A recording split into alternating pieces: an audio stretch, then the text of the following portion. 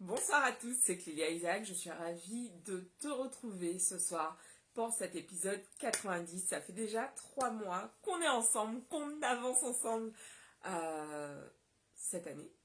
Et ce soir, en fait, j'ai envie de te partager euh, ce genre de choses qui me font péter un câble, qui me qui m'agacent particulièrement.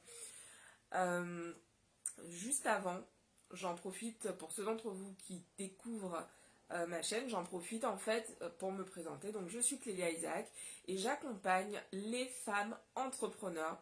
Je les accompagne en fait en travaillant avec elles sur leur confiance en elles-mêmes pour faire grandir en fait leur entreprise. L'idée pour moi, c'est vraiment que de plus en plus de femmes prennent confiance en elles, prennent leur place et s'autorisent à être de plus en plus visibles pour faire grandir leur entreprise. Et en fait, je m'adresse en particulier, pas uniquement, mais je m'adresse en particulier aux femmes noires. Pourquoi ?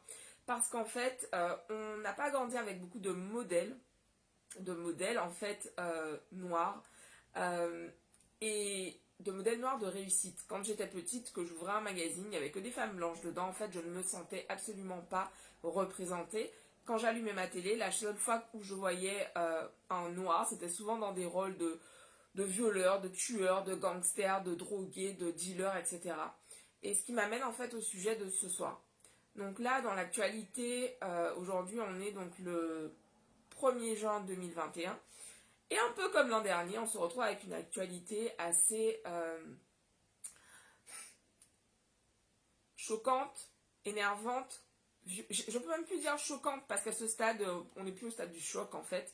Ça revient tellement souvent que c'est tellement nauséabond en fait que on se demande juste quand est-ce que ça va cesser. Et ce qui m'amène en fait à ces propos que j'ai envie de te partager, cette pensée que j'ai envie de te partager en fait aujourd'hui. Donc là, juste avant de démarrer la vidéo, j'ai échangé avec un ami sur ce qui se passe actuellement. Et en fait, j'avais pas encore regardé. Donc, si tu suis un petit peu en ce moment sur les réseaux sociaux, il y a une vidéo qui circule d'un jeune qui explique en fait qu'il a voulu effectuer une location Airbnb et que au moment de récupérer les clés, en fait, le propriétaire du bien l'a insulté, rabaissé, alors évidemment refusé de lui donner les clés et l'a ensuite insulté, rabaissé dans des propos qu'il a enregistrés. Et en fait, ce fait divers, en fait, qu'est-ce qu'il... finalement, ça me conforte dans cette idée que j'ai qu'il est important que les Noirs créent leur richesse et développent vraiment leur pouvoir économique. J'avais eu cette conversation avec vous l'an dernier, j'en avais parlé. J'en parle pas très souvent parce que pour ma part, je I preach what I teach, c'est-à-dire que je m'emploie vraiment au quotidien à faire grandir justement euh, mes connaissances financières, mes connaissances à propos de l'argent, parce que je crois vraiment que c'est important. C'est important que de plus en plus de femmes, déjà d'une part, aient accès à l'indépendance financière, soit vraiment, plus que l'indépendance financière, soit riche, parce que je pense que plus il y aura de personnes riches, bienveillantes, meilleur sera le monde. Aujourd'hui, ce qui se passe, c'est que beaucoup de personnes ont peur de l'argent parce qu'en fait, on a tout un tas de pensées, de croyances liées à l'argent. Voilà, les riches, pour beaucoup de personnes, les riches sont tous des connards, sont tous des enfoirés, sont tous des voleurs, ont tous commis des méfaits pour être riches, alors que ce n'est pas du tout le cas en fait. Et, et du coup, pour moi, c'est vraiment important que de plus en plus on s'ouvre à cette richesse, qu'on s'autorise à aller dans des lieux, dans des endroits où a priori on n'est pas attendu. Et c'est hyper intéressant parce que ça me rappelle, c'était il y a quelques temps, en 2002, quand j'ai appelé les différentes universités pour m'inscrire à l'époque, donc j'étais en musicologie, j'appelais pour m'inscrire en musicologie. Et systématiquement, je disais oui bonjour, j'appelle pour savoir comment faire pour m'inscrire en licence. À l'époque, non, c'était le DUG. En DUG de musicologie. Et systématiquement, la réponse qui m'était faite, en musicologie, vous êtes sûr vous voulez dire en danse? Non, il y a quand même un gap entre musicologie, danse. Non, c'est pas tout à fait le même mot. Oui, j'appelle pour m'inscrire en musicologie. C'était systématique. Toutes les facs que j'ai appelées, c'était la même chose. C'était le même cinéma. En musicologie, vous êtes sûr? Oui, je suis certaine. Oui, je connais la signification du mot musicologie.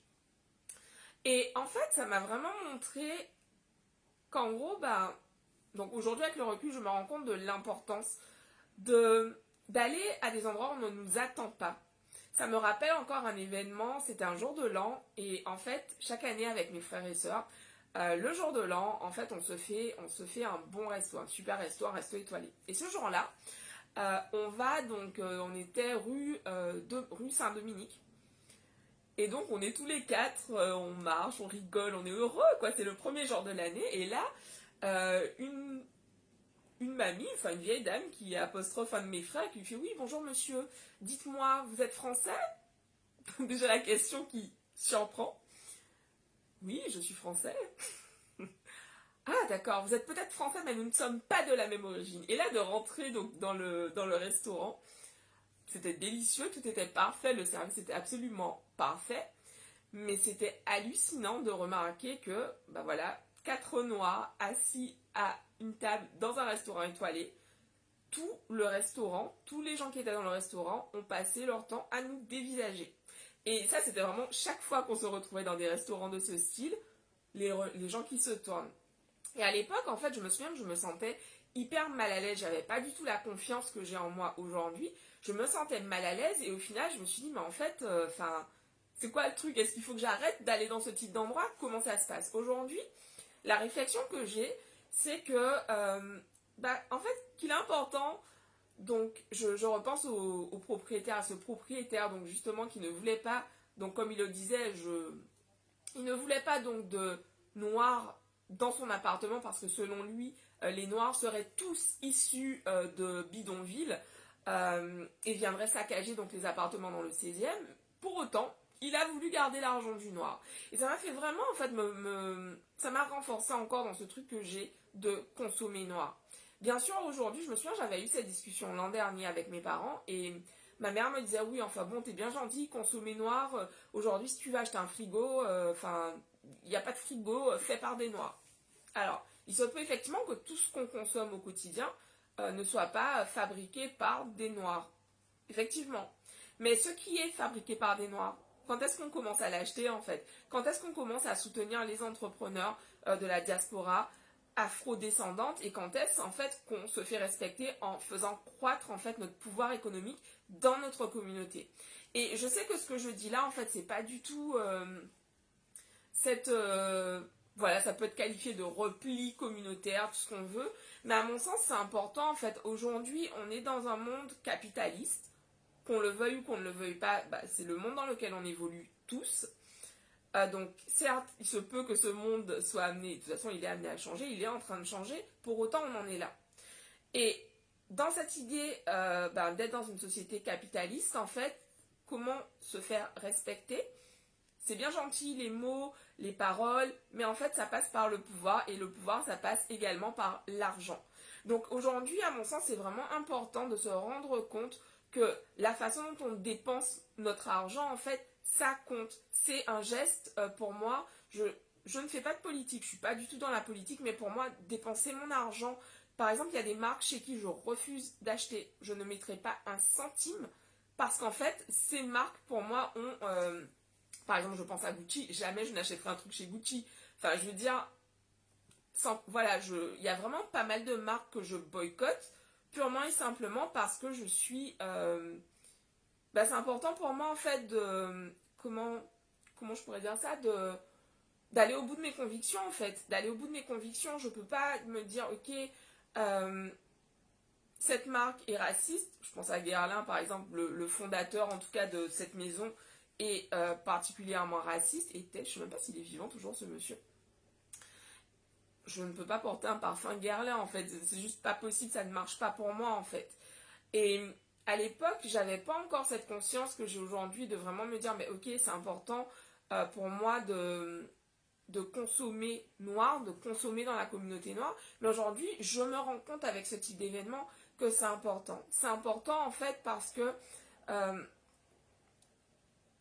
aujourd'hui en fait, en Guadeloupe récemment, un homme noir a été tué par des gendarmes. Il se passe rien. Des Antillais meurent noirs, meurent du chlordécone, des conséquences du chlordécone, du fait de positions prises par les dirigeants. Tout le monde s'en fout. Au bout d'un moment, en fait, ça demande que nous prenions nos responsabilités et que nous, vraiment, prenions notre vie et notre destinée en main, en fait. Et ça passe vraiment par arrêter de demander l'autorisation. Ça passe vraiment par la construction de ce pouvoir économique noir. Pour moi, c'est vraiment une croyance très très forte que j'ai. Voilà, c'est ce que j'avais envie de partager aujourd'hui. C'est vraiment une des choses qui m'agace en fait, ce truc de... c'est en plus que je retrouve dans certaines vidéos que je vois sur les réseaux sociaux où... Ouais, où certains noirs disent oui, mais voilà, il faut arrêter, il faut pas se replier, il faut pas être dans le... il faut arrêter avec le communautarisme, etc. Mais au bout d'un moment, les gars, en fait, c'est bien gentil d'être dans la communication. Voilà, il faut pas s'énerver, restons calmes. Voilà, échangeons, discutons, la haine, etc. Ok, certes, je suis d'accord avec tout ça, en fait. Mais au bout d'un moment, en fait, quand est-ce qu'on prend les choses en main? Quand est-ce qu'on se réveille et qu'on arrête de donner notre argent à des gens qui nous crachent à la gueule, en fait? Désolée pour la violence de mes propos, mais c'est vraiment ça, en fait. Je veux dire, arrêtons de demander à Fitine. Ça me fait penser à... Je suis donc une jeune femme qui s'appelle Avena, qui a un compte qui s'appelle Avena Africa. Et elle partageait le post d'une de ses amies qui parcourt les différents pays d'Afrique en ce moment. Et elle a dit quelque chose que j'ai trouvé assez juste. Elle disait j'ai grandi, je suis née en France, mes parents vivent en France depuis des années. Et partout où je vais en France, on me demande toujours d'où je viens. Et on me rappelle toujours en fait que voilà, je ne suis pas une Française, que je suis pas française en fait, enfin que je ne suis pas d'origine française. Et la Guadeloupe a beau être un département français depuis quelques années maintenant, euh, j'ai exactement le même sentiment en fait. Quand j'évolue, la première chose que l'on voit, c'est pas une femme française, c'est une femme noire, une noire femme française. Et du coup, en fait, tout ça, c'est important pour moi de le garder à l'esprit. Je peux plus aujourd'hui en 2021. J'écoutais ce que c'est un petit jeune, il a 25 ans et du coup, il disait qu'il était choqué. C'est horrible à dire, hein, mais les propos que ce mec a tenus, je suis même pas choquée en fait, parce que je les ai déjà lus et entendus tellement de fois. Je trouve ça consternant, je trouve ça ridicule, mais je ne suis pas choquée parce que je sais en fait que ce type de propos sont tenus mais régulièrement en fait. Donc voilà, donc aujourd'hui j'avais vraiment envie de... C'est ce que j'avais envie de vous partager. Et, et j'ai vraiment envie de vous partager cette idée de reprendre notre pouvoir en fait. Reprenons notre pouvoir, créons notre propre force, pouvoir économique et arrêtons en fait de demander une place à la table. Créons notre table, créons-la putain et arrêtons de demander l'autorisation. C'est bon, ça suffit quoi en fait. Nous sommes tout aussi capables, nous sommes tout aussi puissants, nous sommes tout aussi intelligents, beaux, riches, tout aussi capables. Et il est temps en fait que les choses changent dans notre tête pour que les choses changent dans le monde. Euh, le noir, c'est une belle couleur. Être noir, c'est une fierté pour moi. Et j'ai vraiment envie qu'on soit de plus en plus nombreux à y croire, à le ressentir, à le vivre. Peu importe d'où l'on vient, peu importe où l'on va, peu importe où l'on vit sur cette planète. C'est important pour moi et j'avais envie de te partager ça ce soir. Je vous embrasse et donc je vous dis rendez-vous demain pour un nouvel épisode du Create Magic and Receive Challenge.